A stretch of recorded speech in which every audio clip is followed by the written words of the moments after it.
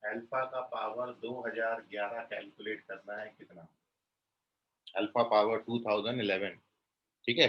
अपन इसको 2021 ऐसा भी बना के क्वेश्चन सॉल्व कर सकते हैं, तो अभी इस ईयर का क्वेश्चन बनाना है तो now so here we discuss the solution of this question. So when you solve this quadratic equation, जब आप इस quadratic को सॉल्व करेंगे तो आपको अल्फा की दो वैल्यूज मिलेंगी, माइनस ओमेगा और माइनस ओमेगा स्क्वायर। आप इन दोनों में से कोई सा भी कंसीडर कर सकते हो, तो मैंने minus omega square minus omega consider कर लिया। So now we have to calculate alpha power 2011, which is minus omega power 2011, which is minus omega 2011। और जब आप इसको सॉल्व करेंगे, वन रिमाइंडर छोड़ेगा, मतलब इट इज माइनस ओमेगा, और माइनस ओमेगा आपने अल्फा माना था, तो आंसर है अल्फा। सो अल्फा पावर 2011 की वैल्यू अल्फा आती है। तो ऑप्शन जो है 14 का वो fourth option correct, this is your fourth option.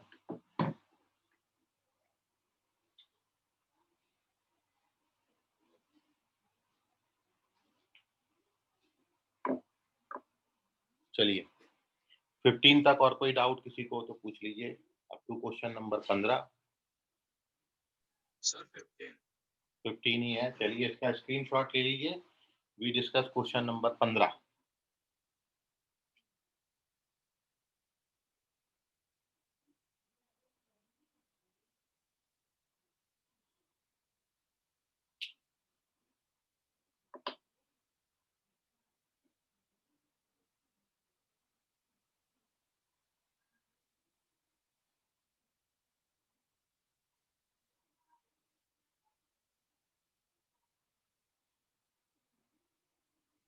Question 15 is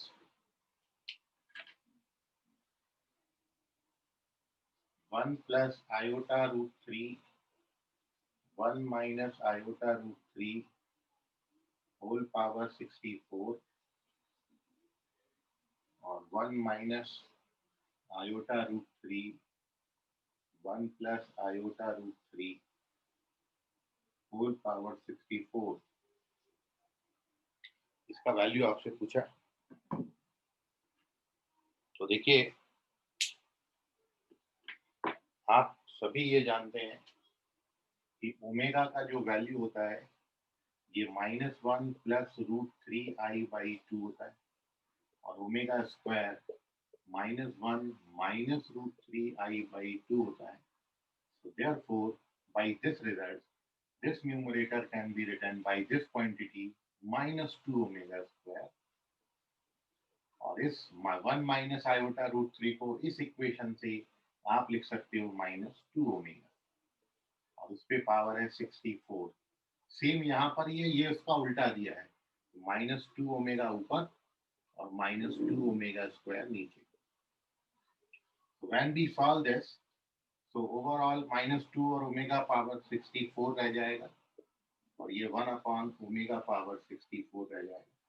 जब आप इसको सॉल्व करेंगे तो रिमाइंडर 1 छोड़ता है, और ये तो this is omega plus omega square, जिसका वैल्यू -1 है। तो क्वेश्चन नंबर 15 का करेक्ट आंसर है second option, B option correct है। This is your question number 15। और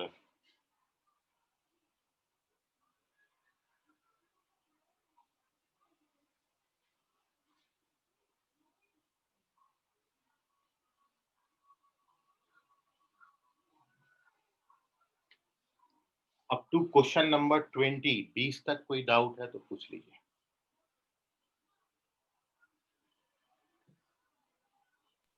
सर 80। 18 क्वेश्चन के पहले कोई डाउट?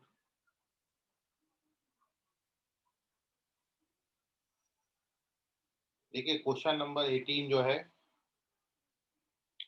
आप इसको डायरेक्ट याद रखें, सीधा ओपन करके सॉल्व करना है।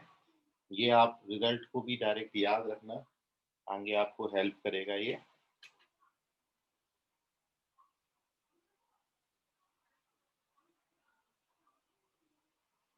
a plus b omega square और a plus b ओमेगा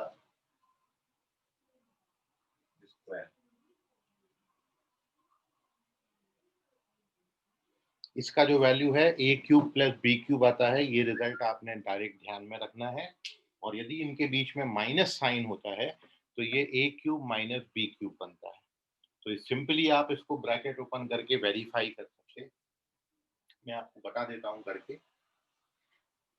इस a प्लस बी को हमने ऐसा रखा, जब आप इसको मल्टीप्लाई करेंगे तो ये आएगा a स्क्वायर, फिर आएगा ये ए बी ओमेगा स्क्वायर, फिर ये आएगा ए बी ओमेगा और फिर ये आएगा बी स्क्वायर ओमेगा क्यूब।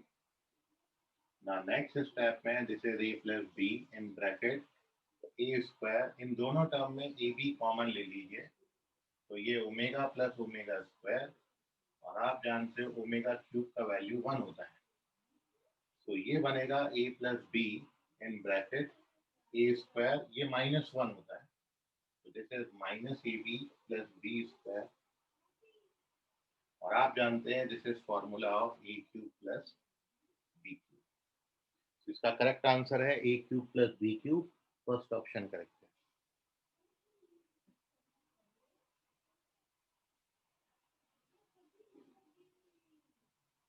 तो डायरेक्ट याद रखना आप इसको, इजीली आ भी जाता है वैसे। और यदि आप यहाँ पर माइनस माइनस माइनस लोगे तो फिर ये ए क्यूब माइनस बी क्यूब आता है। तो दो रिजल्ट हैं, इनको डायरेक्ट याद रखें। चलिए अब टू क्वेश्चन नंबर 20 तक और कोई डाउट किसी को तो पूछें।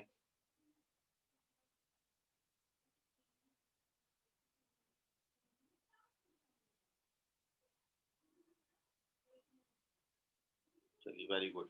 25 तक कोई doubt? Up to question number 25। Sir 22 का आंसर क्या बोले? 22 का आंसर है क्वेश्चन नंबर 22 में आपको 2 पावर 6 आंसर दिया था, जबकि करेक्ट आंसर 2 पावर 8 है। सर वो एक्सप्लेन कर दीजिए। हाँ, ए दिया था आंसर में, जबकि करेक्ट आंसर डी है। वो मैं आंसर की मैं करेक्शन करा दूंगा, उससे चेक होगा। तो क्वेश्चन नंबर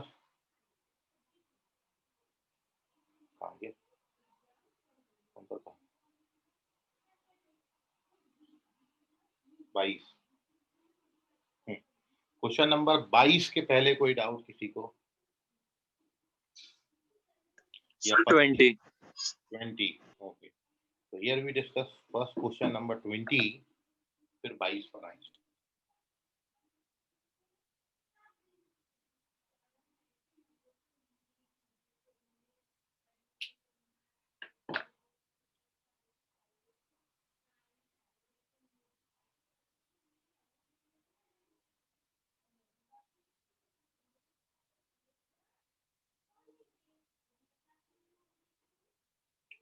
तो क्वेश्चन नंबर 20 इज,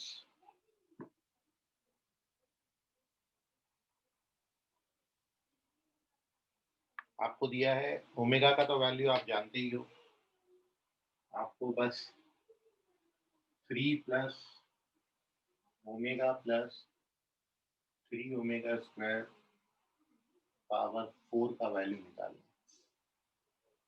तो देखिए हमेशा जब भी ओमेगा प्लस ओमेगा स्क्वायर ऐसे टर्म दिखते हैं तो आपने सबसे पहले कोशिश जो रखनी है कि आप ये जानते हो,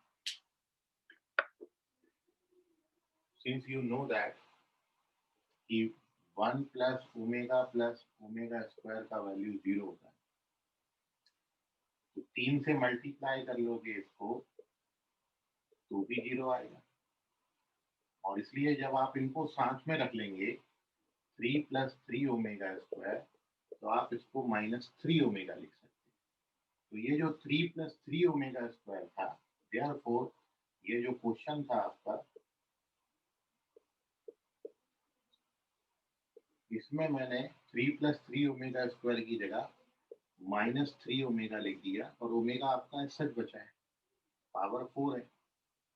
तो this gives you -2 omega power 4 which is 16 omega power 4 which is 16 omega. So correct answer is 16 omega, which is your third option. तो क्वेश्चन नंबर 20 का थर्ड ऑप्शन करेक्ट है। कोई कैलकुलेशन में अब डाउट है अभी तो आप पूछ लीजिए।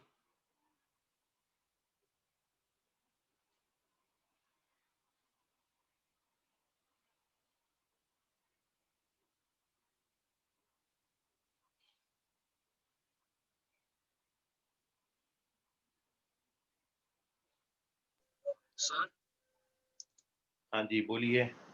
सर वो आपने सेकंड स्टेप जो लिखे 3 + 3 ओमेगा + 3 वो सर आपने कैसे लिखे? आपने 3 से मल्टीप्लाई किया है। 3 से मल्टीप्लाई करोगे बोथ साइड तो सेकंड स्टेप आ जाएगा। So multiplied by 3 on both side of this equation. चलिए, so moving on to question number 22. I hope 22 के पहले आपको कोई डाउट नहीं होगा। क्वेश्चन नंबर 22 देखें।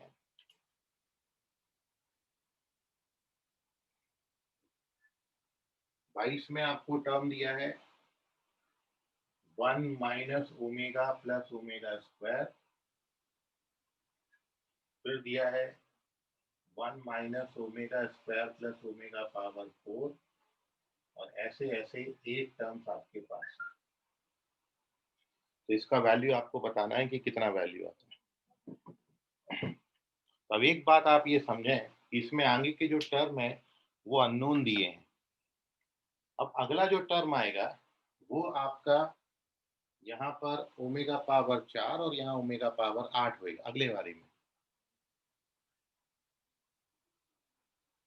मतलब यदि आप इसका थर्ड टर्म लिखेंगे तो थर्ड टर्म जो होगी वो 1 minus omega power 4 omega power 8 ऐसा होगा।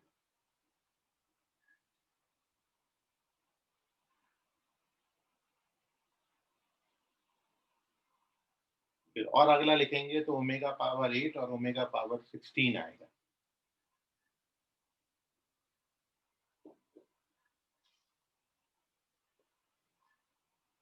ये ऐसा है सर।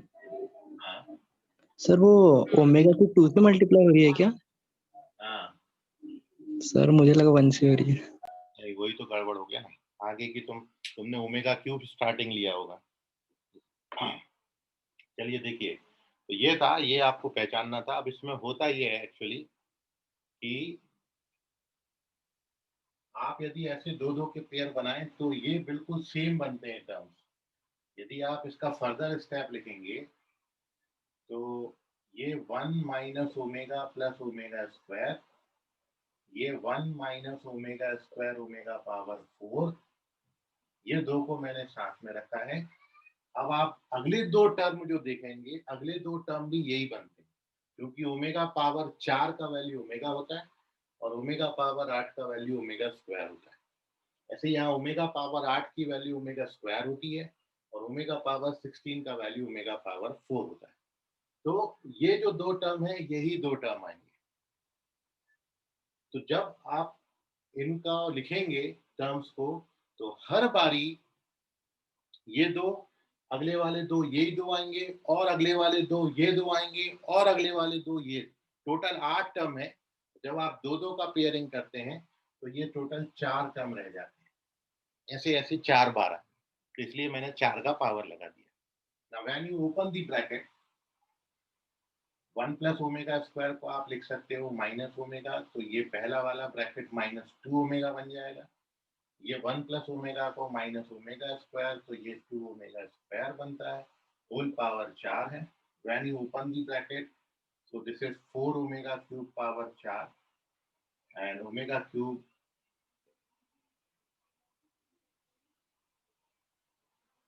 ये 2 पावर 8 बनता है। बस यही दिया था आपको ऑप्शन। तो इन्होंने 2 पावर 6 बनाया है, तो 2 पावर 6 तब बनेगा वो 6 टर्म होंगे तब। तो इसलिए करेक्ट आंसर 2 पावर 8 है। 256 करेक्ट आंसर आता है। लेकिन सर वहाँ पे सर अगर जैसे फर्स्ट टर्म में ओमेगा है, सेकंड में ओमेगा स्क्वायर है, तो ओमेगा मल्टीप्लाई हो रहा है ना, ओमेगा स्क्वायर थोड़ी मल्टीप्लाई हो रहा है। तो आपने ओमेगा 4 कैसे लिख दिया? इसमें ओमेगा मल्टीप्लाई करोगे तो ओमेगा क्यूब बनेगा ना, तो कहाँ बोला ओमेगा मल्टीप्लाई? नहीं, जैसे फर्स्ट में 1 minus omega plus omega square है, सेकंड में 1 minus omega square plus omega 4 है, तो ओमेगा में ओमेगा मल्टीप्लाई हो रहा है और ओमेगा स्क्वायर में ओमेगा स्क्वायर हो रहा है। नहीं, ऐसा नहीं है। वो ऐसा है, जहां पर ये खत्म किया वहीं से शुरू किया है। ओमेगा स्क्वायर पे खत्म किया तो ओमेगा स्क्वायर लिया, ओमेगा पावर 4 पे खत्म किया तो ओमेगा पावर 4 लिया, ओमेगा पावर 8 पे खत्म किया तो ओमेगा पावर 8 लिया। जहां पे खत्म कर रहे हैं वहां से शुरू कर रहे हैं, ऐसा है वो। सर लेकिन जैसा मैंने बोला वो भी तो हो सकता है अगर क्वेश्चन में सिर्फ वही दो टर्म दिए रहे तो, क्योंकि वो सबका अलग अलग लॉजिक रहेगा ना वो समझने का। नहीं तो फिर तो वो क्या है कि टर्म डिफरेंट आएंगे ना, सेम टर्म नहीं बनेंगे तब। इसमें क्वेश्चन ये था कि वो टर्म्स की जो वैल्यूज है वो बिल्कुल रिपीट होती है इसमें। वैसे तुम्हारा लॉजिक सही है कि होना चाहिए वैसा, लेकिन ये क्वेश्चन को यदि आपने ऐसे 2 पावर के टर्म्स में आंसर करना है तो इन दो टर्म्स का प्रोडक्ट 2 आता है, और जब इन दो टर्म्स का प्रोडक्ट 2 आता है, सॉरी 4 आता है इन दो टर्म्स का प्रोडक्ट, तो जब आप इनको 4 करेंगे तब ये जाके 2 का कोई पावर बनाएंगे। 2 का पावर बनने के लिए टर्म्स रिपीट होना जरूरी है, और रिपीट होने के लिए आप इसमें ओमेगा की ऑड पावर नहीं बना सकते, क्योंकि when you take omega cube नहीं बनाना, क्योंकि ओमेगा क्यूब बनाओगे तब तो ये टर्म पूरा निपट ही जाएगा, 1 1 कट जाएगा उसमें। इसलिए ओमेगा की पावर जो है 3 की मल्टीपल नहीं बनाएंगे, अदरवाइज टर्म्स रिपीट नहीं होंगे। तो हमको ये टर्म्स रिपीटेड बनाना था। ऑप्शन आप देख रहे हो, ऑप्शन सारे के सारे 2 के पावर में है, और इसलिए रिपीट करना पड़ेगा, और रिपीट करने के लिए कंसिडरेशन ऐसा है कि इसमें जहां पर खत्म कर रहे हैं वहां से शुरू कर रहे हैं। तुम्हारा जो लॉजिक है उसमें यह है कि हर बार दोनों को अलग अलग टर्म से मल्टीप्लाई कर रहे हैं, इसको ओमेगा से, इसको ओमेगा स्क्वायर से। ठीक है, तो अगली बारी भी वही करना पड़ेगा। तो जब आप इसको ओमेगा से और इसको ओमेगा स्क्वायर से मल्टीप्लाई करोगे तो आपको ये टर्म नहीं मिलेगी, आपको यहाँ पर क्या मिलेगा, ओमेगा क्यूब, और यहाँ मिलेगा ओमेगा पावर 5। उससे कितना आंसर बनाया था तुमने ऋषभ? सर उस तरह था इसलिए मैंने पूरे 8 टर्म्स लिखे थे, इसीलिए लिखा था, हाँ, क्योंकि तो एक एक हर बार अलग ही बनेगा। मैं यदि यहाँ पर 8 की जगह पर यदि मैं 80 टर्म्स कर दूं या 800 टर्म कर दूं, तो क्या पूरे 800 लिखेंगे अपन हर बारी? तो ये वैसा है क्वेश्चन। सर लेकिन आंसर आ गया था, बैच कर रहा था। लेकिन अब ये बताओ कि 8 के बाद यदि 80 देंगे तो क्या करोगे? फिर से लिखोगे 80, तब लिखोगे क्या? नहीं सर। चलो तो फिर ठीक है। 22 के बाद और 25 तक कोई डाउट है किसी को? सर 23। 23rd क्वेश्चन उसी टाइप का, ये तो क्लास में कराया हुआ है। -160 आंसर है, क्लास में नहीं कराया क्या ये? चलो देख लो, इन लोगों को याद ही नहीं रहता। ऐसा क्वेश्चन करने को दिया था ना आपको।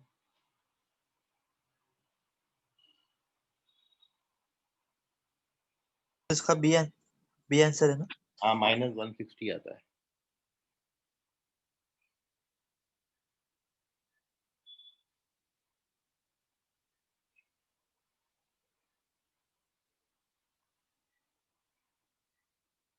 देखिए क्वेश्चन नंबर 23, एक्स आपको दिया है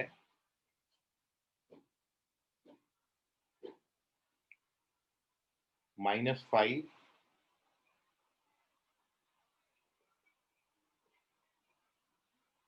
और 2√/-4। तो पहले तो अपन इसी को थोड़ा सा सिंप्लीफाई कर लेते हैं, फिर अपन आगे क्वेश्चन देखेंगे। So when we simplify this,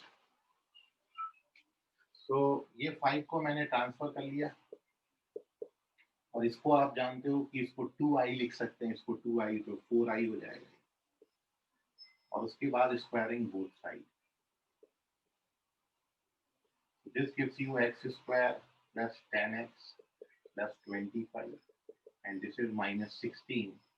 So we get x² plus 10x plus 41 equals to 0.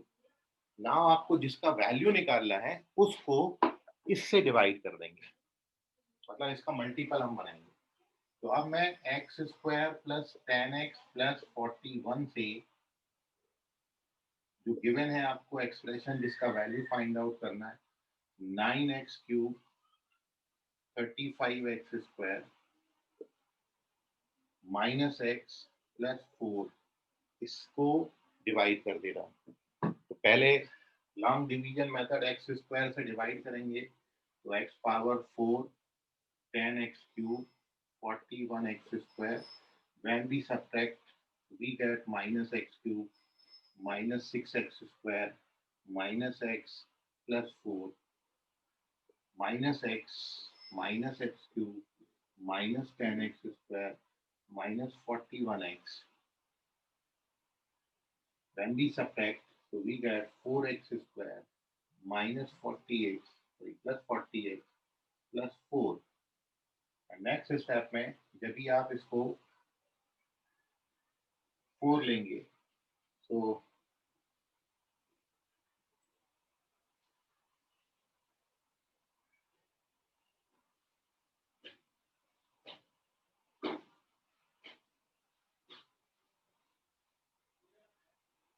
ये आपका बनेगा,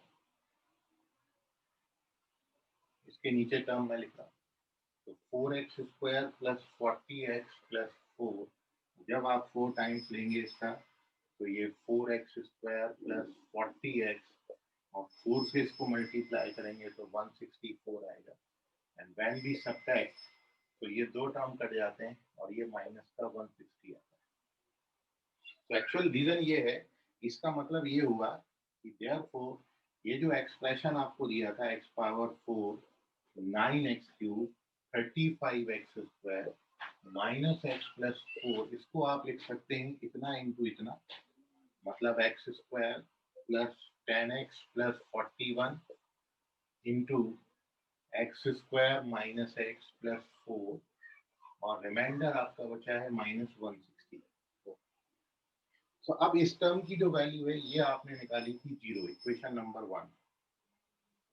इसको मैं 0 लिख दूंगा तो ये 0 into x square minus x plus 4 minus 160. So therefore correct answer is minus 160, which is second option. Second option correct है इसमें. This is your question number 23rd. 25 तक और कोई doubt?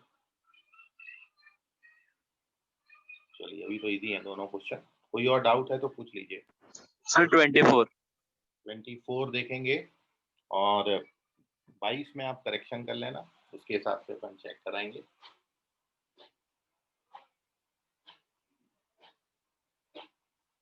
So here we discuss the last question 24.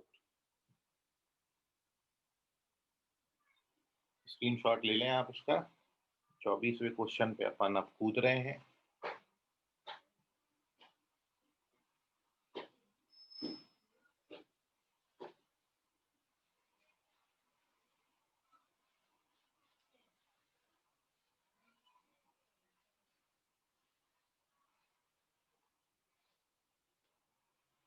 तो देखिए 24th question में आपको given है कि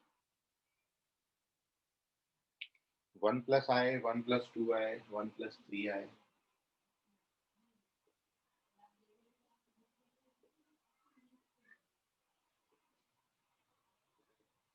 up to 1 plus ni is equals to a plus ib.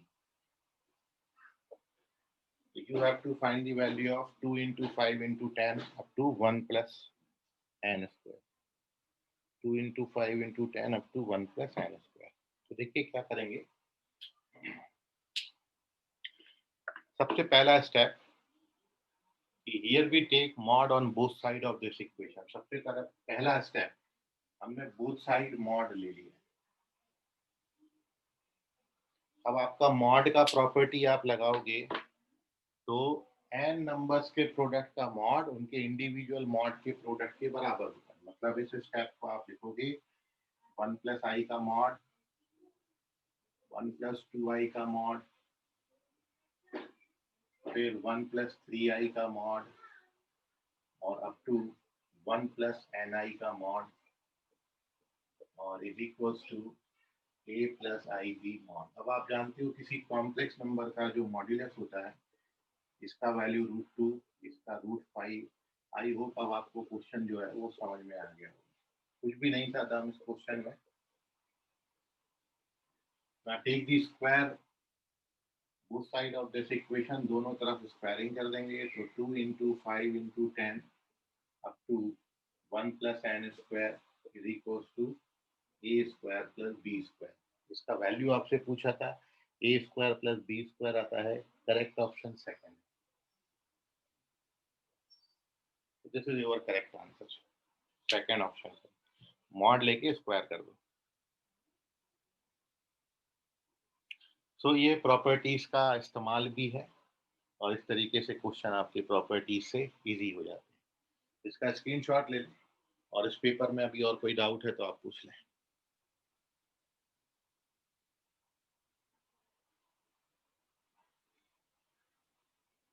चलिए, वेरी गुड, कोई डाउट नहीं है।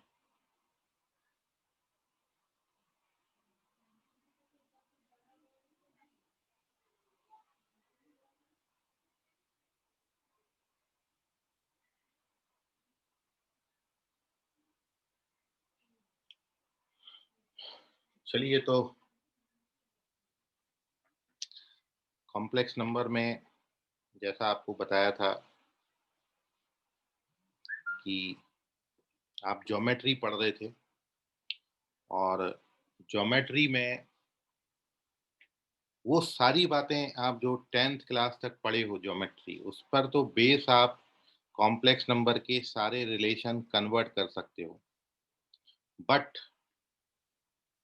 पैराबोला, इलिप्स और हाइपरबोला जो कि अभी आपको पढ़ने के हैं, स्ट्रेट लाइन, सर्कल, ये भी आपको पढ़ने का है। तो वो ज्योमेट्री का पोर्शन अपन एक बार और डिस्कस करेंगे जब अपन कोऑर्डिनेट ज्योमेट्री डिस्कस कर लेंगे। तो कॉम्प्लेक्स नंबर का एक जो पार्ट है, मतलब 10% सिलेबस अब आपका आफ्टर कोऑर्डिनेट ज्योमेट्री में डिस्कस करूंगा। फिलहाल आप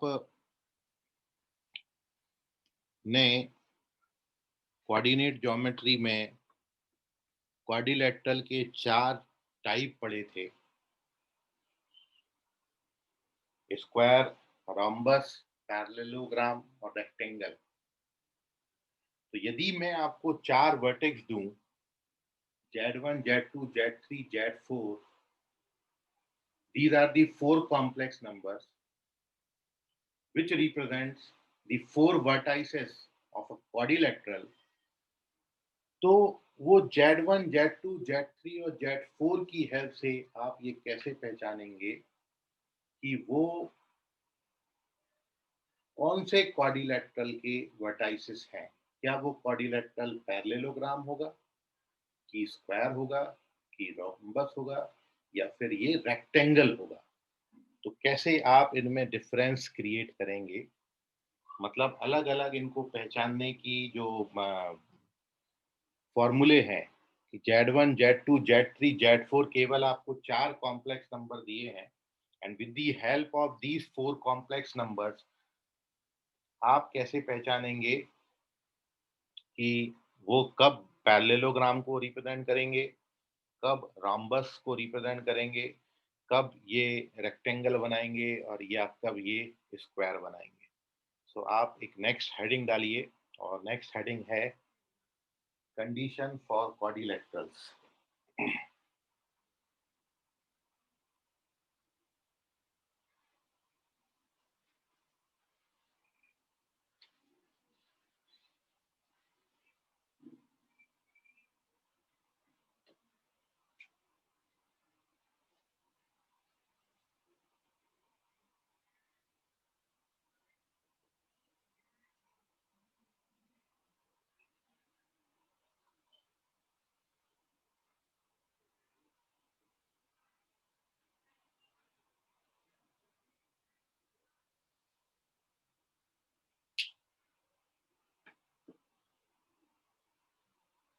तो देखिए, पहला इसमें आप सब हेडिंग डालेंगे 4 point Z1, Z2, Z3, Z4 represent vertices of 4 points.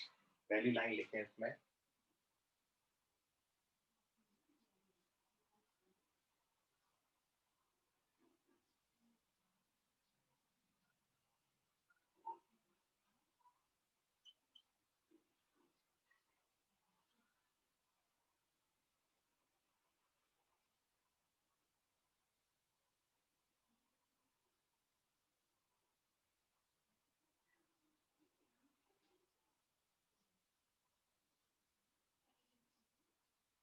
Vertices of, तो पहला कंडीशन है आपका कि ये पैरेललोग्राम कब बनाए।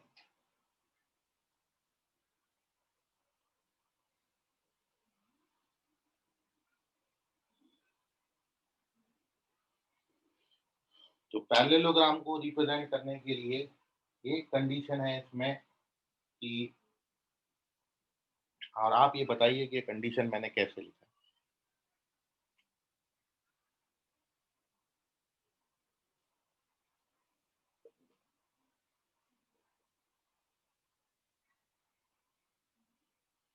आप ये जानते हो कि यदि मैं ये पी क्यू आर एस, तो इसमें आप ये जानते हैं कि पैरेललोग्राम में जो है वर्टाइसेस, सॉरी डायगोनल्स, एक दूसरे को बाइसेक्ट करते हैं। किसी भी क्वाड्रिलेटरल में हमेशा ये पहली कंडीशन तो होती है कि diagonal bisect always each other, diagonal जो है दोनों एक दूसरे को बाइसेक्ट करेंगे। तो ये जो पी आर है और ये जो क्यू एस है, इन दोनों का मिड पॉइंट बिल्कुल सेम रहता है, ये हमेशा एक दूसरे को बाइसेक्ट करते हैं। तो यदि आप P को Z1 से, Q को Z2 से, R को Z3 से और S को Z4 से रिप्रेजेंट किया है, तो इसमें जो section formula, mid point formula है, ये पी आर का मिड पॉइंट कैसे लिखेंगे, Z1 प्लस Z3 अपॉन 2, और क्यू एस का मिड पॉइंट लिखेंगे Z1 plus Z4 upon, sorry Z2 plus Z4 upon 2। So इसलिए 2 कैंसिल कर दीजिए and we get this result. और ये कंडीशन आपको हर क्वाड्रिलेटरल में मिलेगी, चाहे वो स्क्वायर हो, रोम्बस हो, रेक्टेंगल हो, पैरेललोग्राम में तो मिलता ही। तो यदि केवल ये कंडीशन फुलफिल्ड हो रही है तो they are the vertices of a parallelogram, तब वो पैरेललोग्राम के वर्टाइसेस होंगे। अब इसी पैरेललोग्राम को रोम्बस बनने के लिए क्या कंडीशन हो जाएगी, यदि वो रोम्बस हो जाए,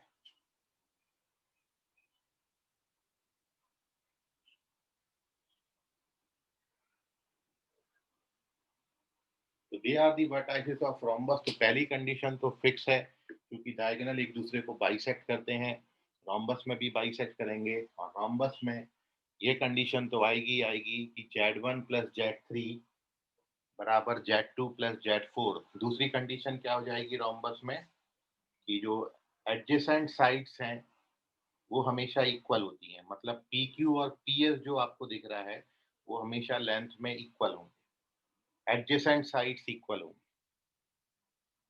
तो इसमें दो कंडीशन आपको मिलेंगी, और पहली कंडीशन इसमें यह है कि ये रिप्रेजेंट करेगा आपके रोम्बस को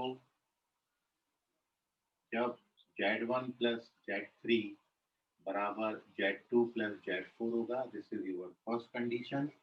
एंड सेकंड, इसमें एक और कंडीशन फुलफिल्ड होती है, और वो है कि एडजेसेंट साइड्स की लेंथ इक्वल होगी, मतलब PQ PS के बराबर हो जाएगा। और आपको यदि PS का लेंथ लिखना है तो लेंथ को हम लिखते हैं Z4 माइनस Z1, और इसका लेंथ जब PQ का लिखेंगे तो ये लिखेंगे Z2 माइनस। तो यदि वो चार कॉम्प्लेक्स नंबर इन दो कंडीशन को सेटिस्फाई करते हैं, then we say that they are vertices of a rhombus. यदि ये कंडीशन हटा दोगे तो फिर वो पैरेललोग्राम भर रह जाएगा। तो इसके साथ साथ ये भी कंडीशन फुलफिल्ड होती है, तो they are the vertices of rhombus. बिल्कुल वैसा है जो आपने कोऑर्डिनेट ज्योमेट्री में पढ़ा है, कॉम्प्लेक्स नंबर में आपको ऐसा दिखेगा। तो जो आप पढ़ चुके हैं वो इजीली कॉम्प्लेक्स नंबर में आप लिख सकते हो। Now you have to write the condition for square, कि जब ये स्क्वायर होंगे तो स्क्वायर में आप जानते हो कि स्क्वायर रोम्बस का और पर्टिकुलर केस है, तो वहां पर ये पहली कंडीशन तो आएगी आएगी, वहां पर ये दूसरी कंडीशन तो आएगी आएगी, और वहां पर एक बात और आती है कि डायगोनल के जो लेंथ हैं वो भी इक्वल हो जाते हैं, मतलब they are vertices of square. तो थर्ड कंडीशन इज कि they are the vertices of a square. तो उसमें तीन कंडीशन, ये दो तो बनेंगी बनेंगी।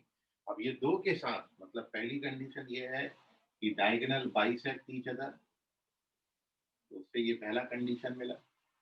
दूसरा कंडीशन ये है कि pair of adjacent sides are equal, ये कंडीशन आपको मिल जाए। और तीसरी बात ये है कि डायगोनल की लेंथ इक्वल होंगी, मतलब पी आर और क्यू एस लेंथ में बराबर होंगे। तो पी आर का लेंथ आप लिखोगे Z3 माइनस Z1 और क्यू एस का लेंथ आप लिखोगे Z2 माइनस Z4। तो ये तीन कंडीशन यदि फुलफिल्ड होती है तो Z1, Z2, Z3 are vertices of a square and the last one, अब आपका जो चौथा क्वाड्रिलेटरल बचा वो है आपका रेक्टेंगल। तो अब आप बताइए कि रेक्टेंगल के लिए क्या कंडीशन बचेंगी।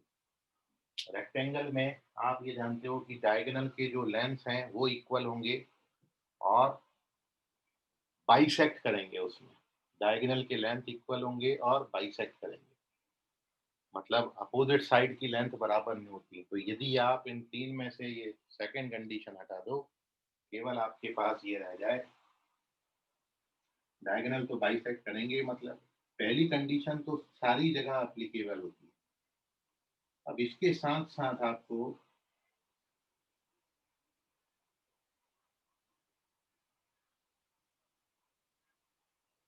ये मिल जाता है, तो ये आपको रिप्रेजेंट करने लगेगा रेक्टेंगल। इतनी बात में आपको कोई डाउट है तो पूछ लीजिए। बस आपको चार वर्टेक्स मतलब चार पॉइंट्स दे रखे हैं और उनको पहचानने को आए कि वो इनमें से क्या रिप्रेजेंट करेंगे। आपने कल जो क्वेश्चन किया था मतलब लास्ट क्लास में तीन वर्टेक्स मैंने दिए थे और उसको आपने पहचाना था कि दे आर वर्टाइसेस ऑफ, फिर आपको ऑप्शन दिए थे आइसोसेलेस, इक्विलैटरल ट्रायंगल, कोलिनियर। वो तीन के लिए था, चार के लिए ये कंडीशन है कि यदि चार पॉइंट देंगे कैसे पहचानेंगे कि वो किसके वर्टाइसेस होंगे। इसका स्क्रीनशॉट ले लीजिए। इतनी बात में कोई डाउट है तो पूछ लीजिए। इसके कुछ और क्वेश्चन हम सर हाँ बोलिए भाई। सर अगर ये चार पॉइंट्स क्वाड्रिलेटरल न बनाते हुए दो परपेंडिकुलर लाइंस बनाए तो? परपेंडिकुलरिटी के लिए कंडीशन देखो अपन स्ट्रेट लाइन में पढ़ेंगे। जब तक स्ट्रेट लाइन को पहचानना आप नहीं सीखोगे तो उनकी परपेंडिकुलरिटी की कंडीशन अपन नहीं बता सकते, क्योंकि अभी तो आपने ये पढ़ा है कि कोऑर्डिनेट ज्योमेट्री में दो लाइंस को परपेंडिकुलर शो करना है तो we have to show that कि उनके स्लोप्स का मल्टीप्लिकेशन -1 होता है। लेकिन यहाँ पर अभी अपन ने स्ट्रेट लाइन किस तरीके से कॉम्प्लेक्स नंबर में आप लिखोगे, बिल्कुल डिफरेंट वे है। वहां पर ax plus B Y plus C लिखते हैं, यहाँ पर A Z plus B Z bar plus C Z Z bar ऐसा लिखना पड़ता है स्ट्रेट लाइन की इक्वेशन को। ठीक है, तो जब तक आप स्ट्रेट लाइन पे पूरा डिस्कशन नहीं करेंगे और मैं वहां पर आपको दो पॉइंटों से पास होने वाली लाइन की इक्वेशन पहले कोऑर्डिनेट ज्योमेट्री में बताऊंगा, और जब आप कोऑर्डिनेट ज्योमेट्री में बताऊंगा तो साथ में कॉम्प्लेक्स नंबर में उस बात को कैसे लिखेंगे वो आप सीखेंगे। तो सबसे पहले तो अपन वहां पर लाइंस की इक्वेशन लिखना सीखेंगे और फिर उनकी परपेंडिकुलरिटी की कंडीशन लिखना सीखेंगे। ठीक है, तो फिलहाल तो अभी अपन इन केवल डिस्टेंस की मेथड पे जो कि अपन 10th में पढ़ चुके हैं उसका बेसिस पर मैंने लिखा। परपेंडिकुलरिटी कैसे पहचानेंगे वो स्ट्रेट लाइन जब मैं डिस्कस करूंगा कोऑर्डिनेट ज्योमेट्री तब आपको कॉम्प्लेक्स प्लेन में बताएंगे। ठीक है वंश? Yes sir. चलिए इसका स्क्रीनशॉट ले लीजिए, बाकी करेंगे अपन कल की क्लास में। आज के फिलहाल इतना। क्वेश्चन नंबर 22 का डी ऑप्शन आप कर लेना, बाकी कल करेंगे। Thank you.